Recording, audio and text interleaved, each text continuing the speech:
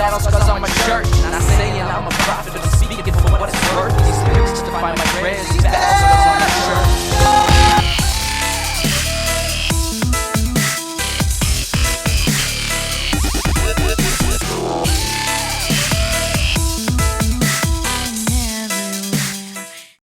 Hi, this is Karen Ann Harlos.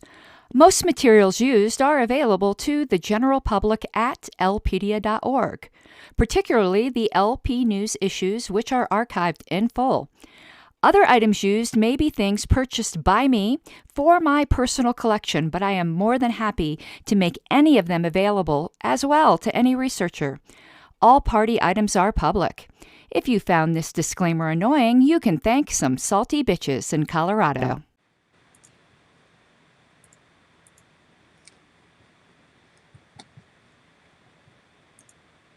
Okay there. I'm having a tiny bit of technical difficulties because I did not have time to get ready. And you might notice there's a little bit of an icky sound because I'm using my built-in mic.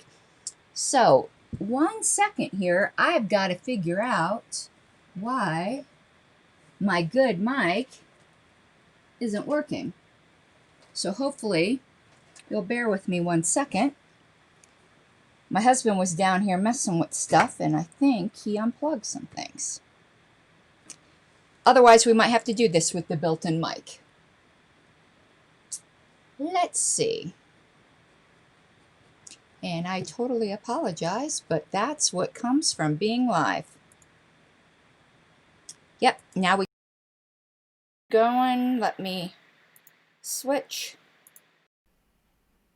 Okay. So that sound should be better. I got the Yeti going. And I've got a couple videos to show you guys. And I'm going to have to cue them up manually because, again, I hadn't been feeling well. You might have seen on my social medias that I had had terrible dizzy spells yesterday. And it's better today, but not completely better. So I was completely rushing to get here in time. But I wanted to do this. So, yeah, let me get these videos queued up if I can. Sorry I didn't have them queued up at the beginning, but let me tell you what you're going to be watching.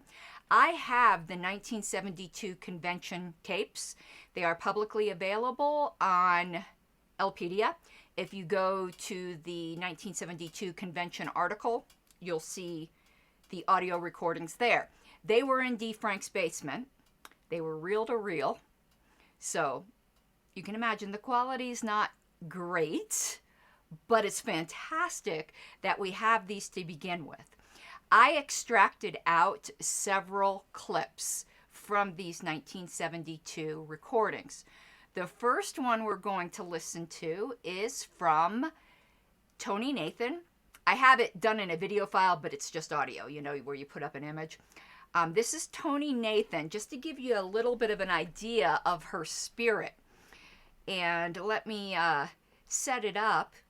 They were arguing over, when they were adopting the platform, whether they should adopt platform planks first or a statement of principles first. And she was very adamant that we needed to adopt a statement of principles first. So here's a feisty little Tony Nathan. And I say little because she was so tiny. I don't mean that to be disrespectful. So let me find that video. Give me 1 second here. Here we go. Let's get this going. Huh. No sound, huh? Why isn't it playing? I hate when I have technical difficulties. Let's try this again. You guys will have to let me know if you hear anything. If not, we'll just skip it. Doesn't seem like we're getting sound on this, does it? All right, well, I'll just tell you then, and we'll see if the one from John Hospice will play. I hope it does. I think I see what the problem is here, though. Let me go look at this setting.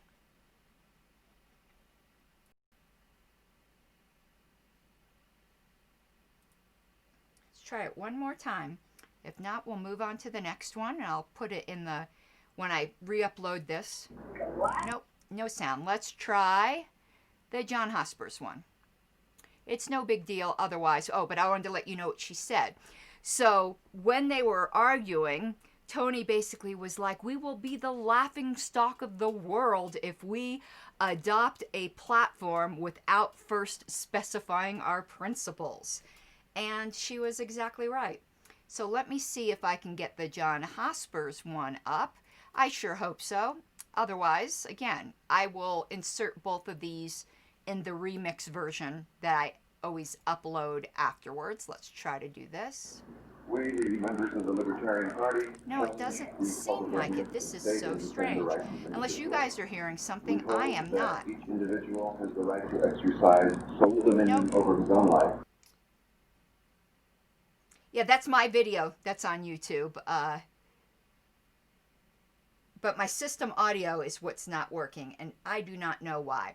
So we will just skip past that and go on to the main thing, and I will insert those into either the video or we'll add it to the next show.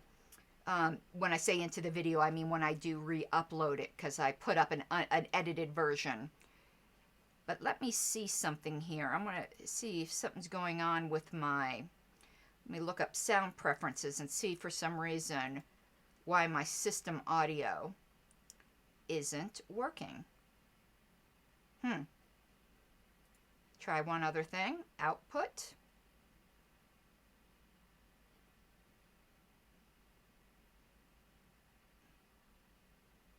Built-in output.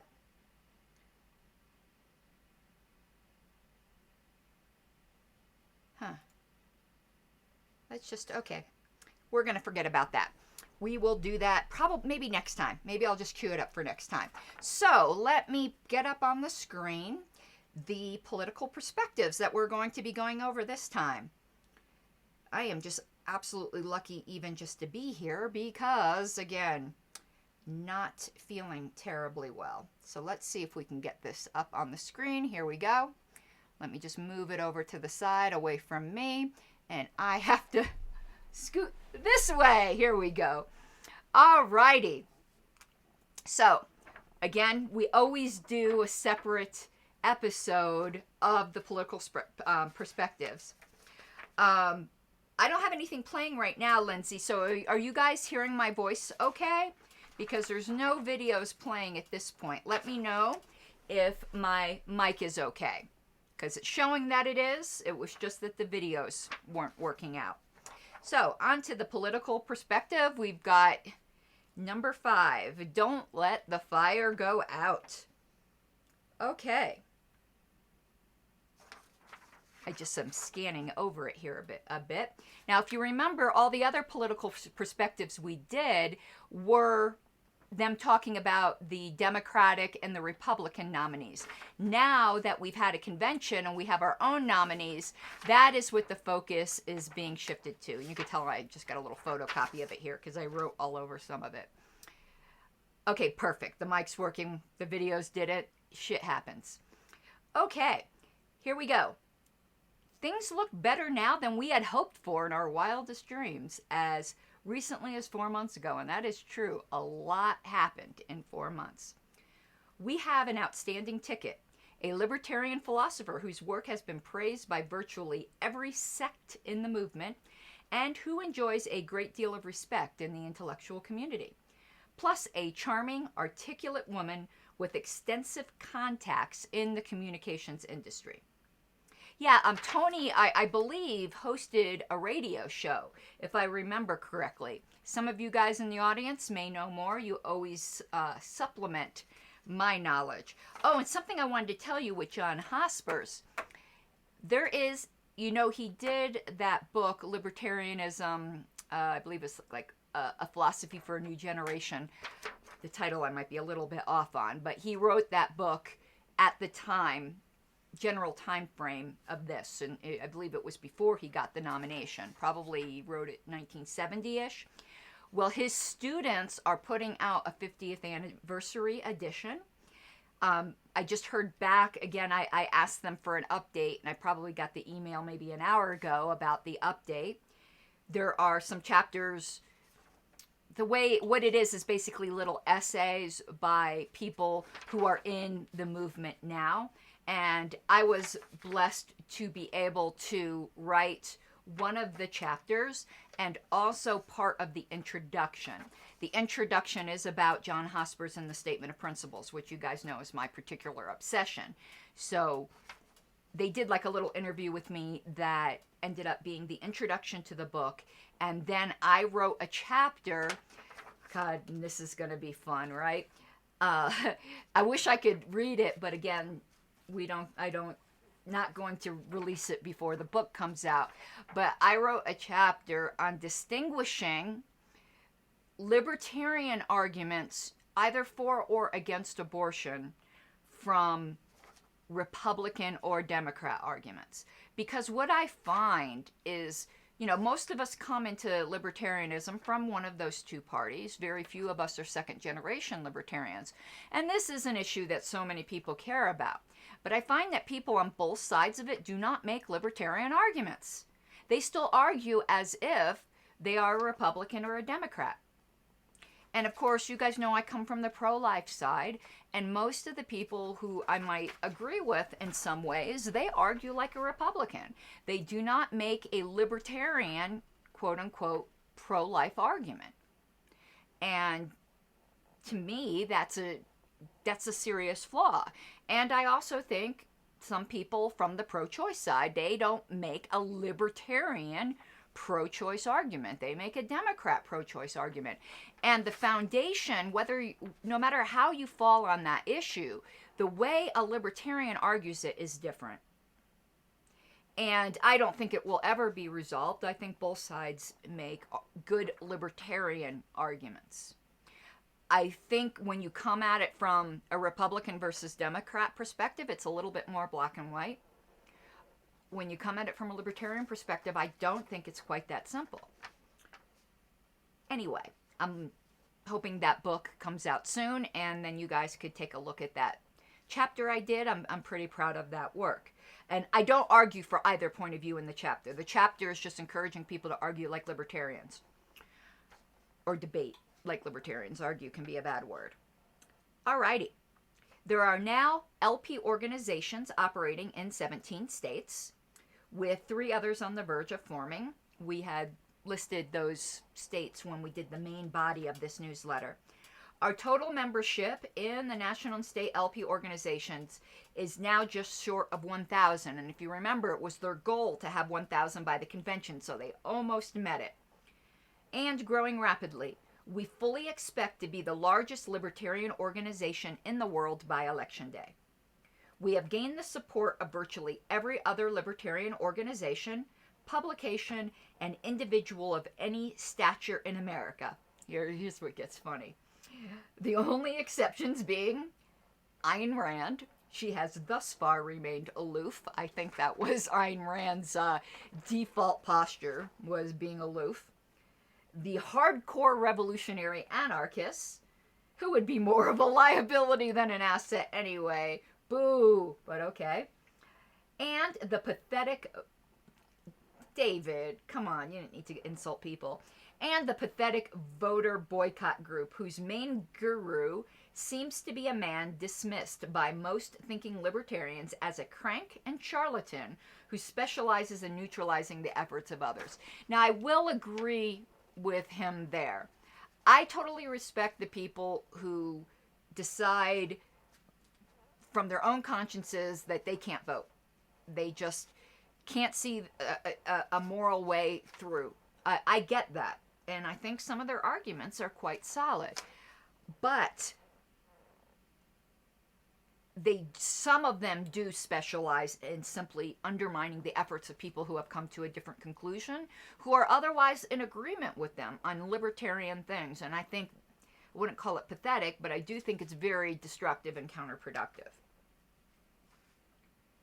And the main proponent of that now, and not that this person works to neutralize other people, I'm just saying the main proponent right now, and oh my God, her name just slipped me. Wendy, is it Wendy? Wendy, somebody help me. The lady who runs voluntarism.org. I'm going to have to look it up. Crap, that's really driving me crazy. It will come to me. Now, she's very vehement anti-voter, but I don't think she works on neutralizing the efforts of others. Okay, continuing. In some, things look good, very good. Thus, the greatest danger we face is one of expecting too much in the way of immediate results. If everyone gets tired by mid-August just because the campaign hasn't taken off fully, we will defeat ourselves. No one else can do it. McElroy. Wendy McElroy. I knew it would come to me. The worst problem we face in getting off the ground is raising money. Ain't that always the case? This is why we have asked elsewhere in this issue that everyone dig into their pockets as deep as they possibly can to provide seed money. This alone won't even begin to provide the revenue we need, but it will make it possible for us to generate that revenue. If we get, say, $2,000 now, we can go ahead with plans for fundraising ads and mailings, which will generate the real money in mid-August and September. In the meantime, we urge that everyone work on 3 things which don't require much money, but which are vitally important. First and foremost, and here you guys will recognize this, holy moly, the story never changes. First and foremost, begin circulating ballot petitions. The more things change, the more they stay the same. To get the Hospice Nathan ticket on the ballot in your state. Start immediately, or as soon as you legally can if it's too soon now. Do it even if you don't have a ghost of a chance of succeeding. It's one of the best ways to get publicity and to get people to take LP literature. True. Second, begin laying plans to reach dissatisfied McGovern Democrats if McGovern doesn't get the Democratic nomination, and Ashbrook Republicans. The best time to get these people is right after the respective party conventions, which I think were happening in July of 1972, which would have been during the time that this newsletter was getting mailed out. And third, keep working on recruiting new LP members and building an LP organization in your state. Things are ripe for an organizational meeting in several states, such as Arizona, Ohio, and Washington. To encourage an extra effort in the membership recruiting department, we make this offer.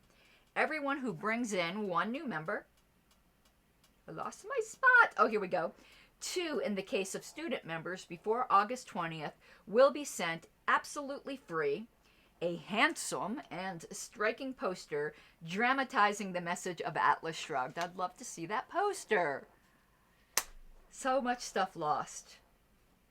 These posters, a 22 inches square with a graphic designed by New Hampshire temporary chairman Art Ketchen in royal blue on a white background. If you want to buy one, they're $1.50. But we'd rather give you one free for bringing in a member. Man, I would love to see that poster.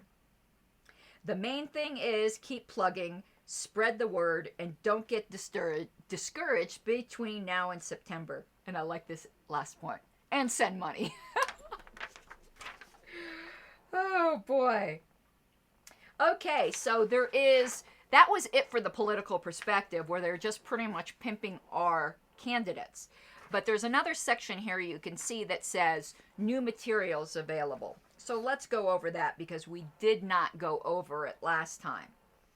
And some of this stuff might be the subject of bonus episodes. As I said, there's going to be probably 3 more bonus episodes for this issue.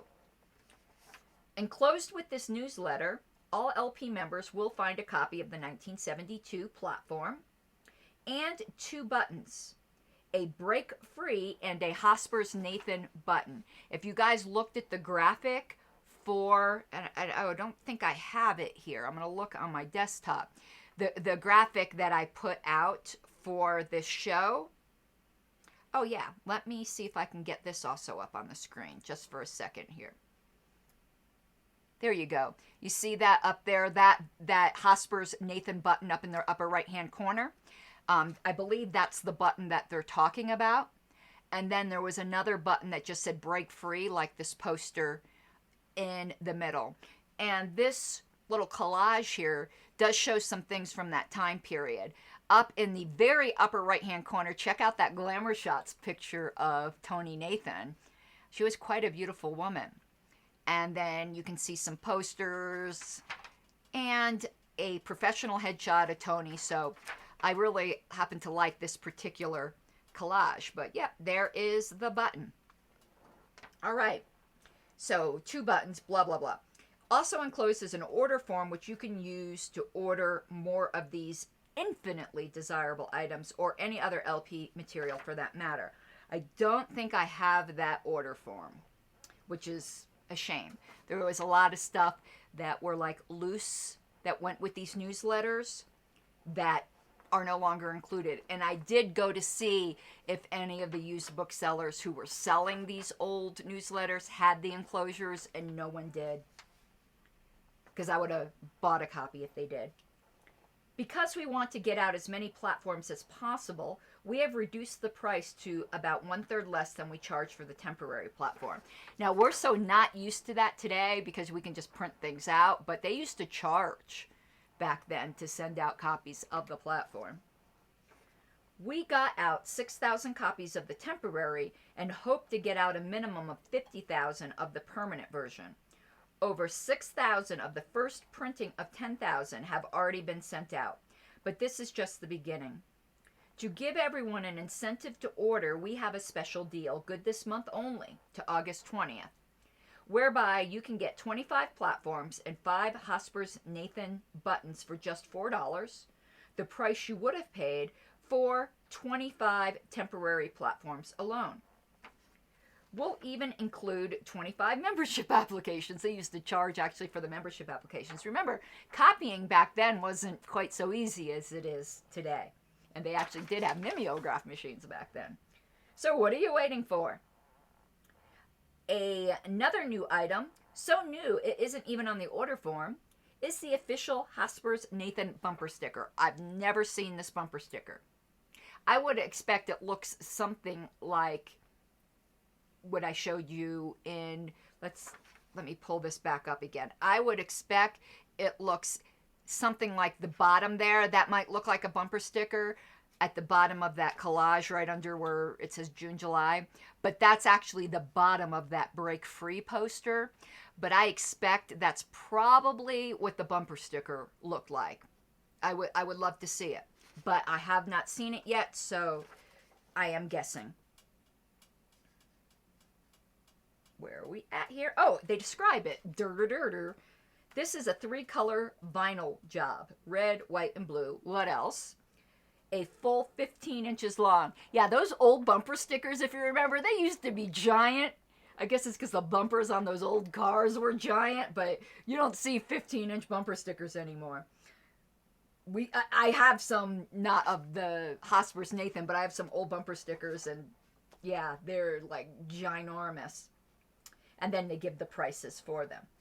We also still have a few, very few, laissez-faire buttons. And I showed you guys a copy of that button last episode. And about 6 copies of The Great Libertarian Record, Won't Get Fooled Again by The Who. I never really thought that song was libertarian. I guess I'm going to have to listen to it again. Don't come for me. I'm not particularly a Who fan, but maybe I'll become one. Perfect for rallies, cell meetings. They called them cell meetings. That's great. Or whatever. Both the LF buttons and the Who record are in short supply and will not be renewed. So if you want either of these items, order now. By next month, we'll have some Hospice Nathan campaign brochures. I do not think I have any of those. Maybe. I'll have to look around or maybe see if I can buy some somewhere. So that is it for the political perspective, but there's something else I found I wanted to show you. I had this in my materials here, and I forgot about it. So this is the Individualist. Get it in front of the camera here. There we go. I had bought this on eBay, but again, you know, I'm more than willing to make my personal library available to anyone. And on the back cover, it's the same ad that was in Reason, except for in red print, but I just figured I'd show you, full page back cover that had to, be somewhat pricey unless they did it for them for free because they were fellow libertarians. I don't know. And interesting, in the inside, you can see there was another conference, and it was put out by the Society for Individual Liberty.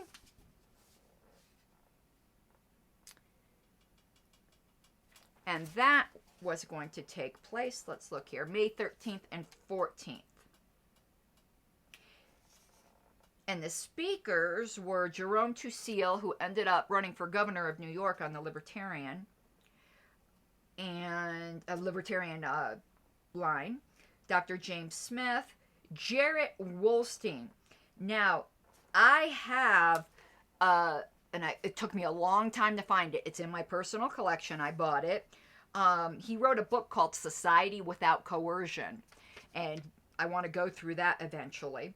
And so that's Jared Wolstein, but I see he's, oh no, these are other topics. Those aren't books that he wrote. Too bad.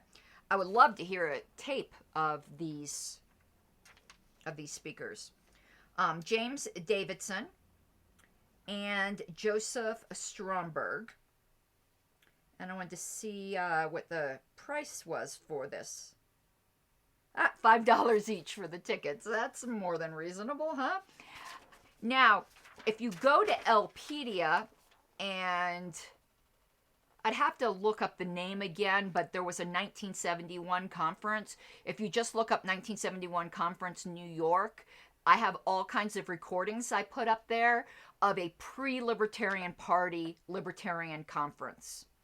All of the recordings are up except for one, which is in the archives, but I didn't put up because the guy seemed like he was advocating for chemical warfare, and I wasn't about to associate the LP with that. But other than that one, he seemed a little cuckoo for Cocoa Puffs. There's some great old talks. They are up on Elpedia, so you could take a listen to them. And I found some other things that I didn't know. I did have some enclosures that I wanted to go over with you guys. This was one from a prior newsletter, and I don't think I showed you. So this was from the recruiting contest. And also, here, oh, maybe I do have I do have that order form. It was mixed in with something else. Wow, I'm just going to have to show you. I will get it scanned. This must have been one that I bought that wasn't with the party records. Okay, here was Convention Committee Questionnaire. And this is the questionnaire. If you know, we went over the results. Maybe it was 2 or 3 episodes ago where it asked people their opinions, where they said, are you an isolationist? Are you a pacifist? Are you a anarcho-capitalist? This is the survey that they got that from. And then here is actually that order form that I didn't think I had. We just went over it. And on the back, they had an opinion survey that I'm sure we'll be going over what people said. And this opinion survey is asking about proposed dues structure, permanent dues structure. And that's what these choices are. And let me see what else I found in my little pile here that I didn't realize that I had. I think I showed this to you guys, but this was like from the second issue. There was some news release tips on how to write a press release.